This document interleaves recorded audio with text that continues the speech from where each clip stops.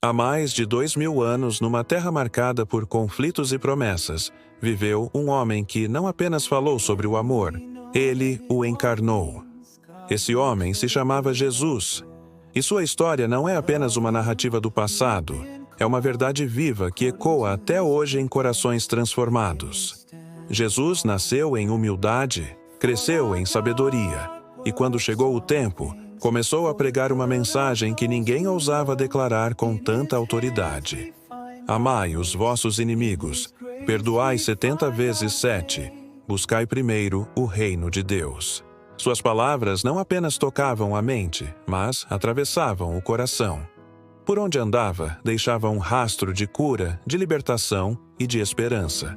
Tocava leprosos, acolhia pecadores, restaurava a dignidade de mulheres desprezadas, alimentava multidões com poucos pães e peixes, andava sobre as águas, acalmava tempestades, dava visão aos cegos e vida aos mortos. Mas, quanto mais o povo se encantava com ele, mais os líderes da época se incomodavam.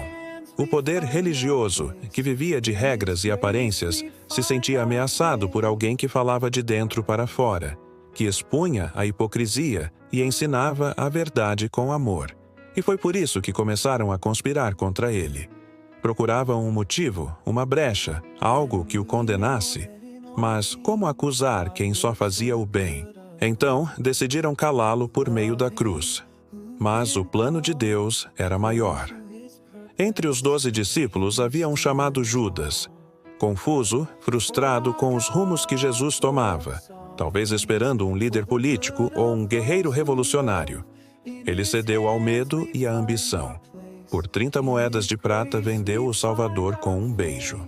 Naquela noite, Jesus orava sozinho no jardim do Getsêmani. Sabia o que viria.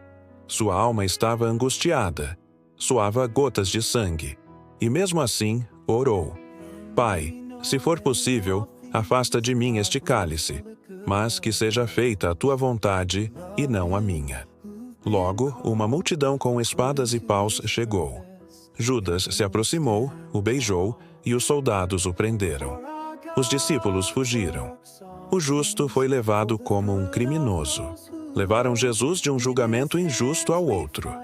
Falsas testemunhas se levantaram. Acusações vazias foram feitas.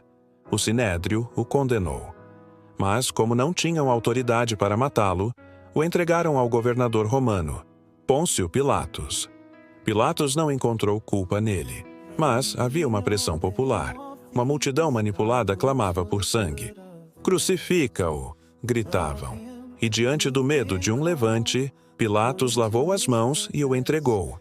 Zombaram dele. Colocaram uma coroa de espinhos em sua cabeça. Bateram nele. Deram-lhe um manto pobre, rei dos judeus. Jesus, ensanguentado, carregou sua cruz até o Gólgota. Tropicando sob o peso do madeiro, caiu, mas não desistiu. Chegando lá, foi pregado com cravos nas mãos e nos pés. Levantaram a cruz. E ali, entre dois ladrões, o Filho de Deus foi crucificado. Mesmo pendurado em dor insuportável, Jesus não amaldiçoou, não revidou. Ele orou: Pai, perdoa-lhes, porque não sabem o que fazem. As horas passavam. O céu escureceu, a terra tremeu. Um silêncio sagrado tomou conta de tudo. Jesus olhou para sua mãe e para João, seu discípulo amado. Disse: Mulher, eis aí o teu filho. Filho, eis aí tua mãe. E então bradou: Está consumado. E entregou seu espírito. A criação inteira parecia chorar. O véu do templo se rasgou de alto a baixo. Algo tinha mudado. Algo eterno tinha sido selado. Seus amigos o retiraram da cruz, o embalsamaram com respeito e o colocaram em um túmulo emprestado. Uma pedra enorme foi rolada para fechar a entrada. Guardas romanos ficaram de vigia. Tudo indicava o fim. O Salvador havia morrido. Mas o terceiro dia estava por vir. Na madrugada do terceiro dia, algumas mulheres foram ao túmulo para ungir o corpo. Mas, ao chegarem, viram algo impressionante. A pedra havia sido removida e o túmulo estava vazio. Um anjo as recebeu e disse: Não tenham medo. Sei que vocês procuram Jesus que foi crucificado. Ele não está aqui. Ressuscitou como havia dito. Elas correram para contar aos discípulos. Alguns duvidaram. Outros correram até o túmulo. Mas logo, o próprio Jesus apareceu entre eles. Mostrou suas mãos e seu lado. Comeu com eles. Caminhou com eles. E os enviou ao mundo com uma missão: anunciar que Ele vive. A cruz não foi o fim. Foi o caminho para a vida eterna. A morte foi vencida. O pecado foi derrotado. E o amor triunfou. Essa não é apenas uma história bonita. É uma verdade eterna. Jesus morreu por mim e por você, para que hoje, agora mesmo, tenhamos acesso a Deus, para que possamos ser perdoados, restaurados e amados.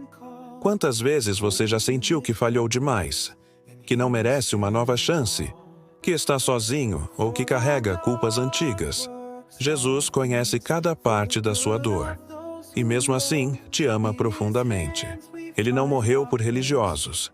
Ele morreu por pessoas reais, por mim, por você. E Ele está vivo, à sua espera, com braços abertos. Você não precisa entender tudo agora, mas pode dar um passo. Pode dizer: Jesus, eu quero te conhecer. Me mostra quem tu és. Ele não impõe, Ele convida. Não força, Ele chama. Se essa mensagem tocou seu coração, pare um instante, respire fundo e fale com Deus.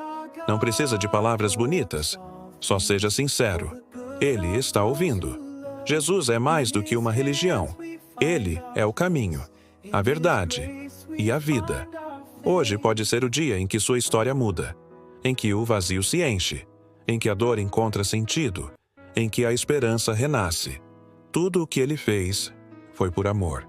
E esse amor continua vivo.